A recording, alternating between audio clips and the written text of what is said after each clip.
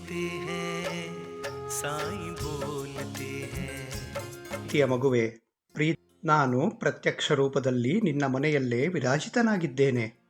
ಒಂದು ವೇಳೆ ನೀನು ನಿನ್ನ ದುಃಖ ಹಂಚಿಕೊಳ್ಳಲು ಯಾರೋ ಒಬ್ಬರ ಮೇಲೆ ಅವಲಂಬಿಸಿದ್ದೆಯಾದಲ್ಲಿ ಆ ಮನುಷ್ಯನಿಗೆ ನೀನು ಅವರಿಲ್ಲದೆ ನೀನು ಜೀವಿಸಲಾರೆ ಎಂದು ಹೇಳುತ್ತಿದ್ದೀಯ.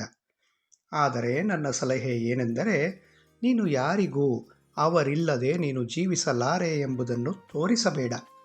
ಏಕೆಂದರೆ ಜೀವನದಲ್ಲಿ ಮನುಷ್ಯರು ಬರುತ್ತಾರೆ, ಹೋಗುತ್ತಾರೆ, ಇರುತ್ತಾರೆ. ಆದರೆ ನಾನು ಮಾತ್ರ ಯಾವಾಗಲೂ ನಿನ್ನ ಜೊತೆಗೇ ಇರುತ್ತೇನೆ. ನನ್ನ 11 ವಚನಗಳನ್ನು ಪ್ರತಿದಿನ ಓದು, ನಿನಗೆ ಮನಃಶಾಂತಿ ಸಿಗುತ್ತದೆ.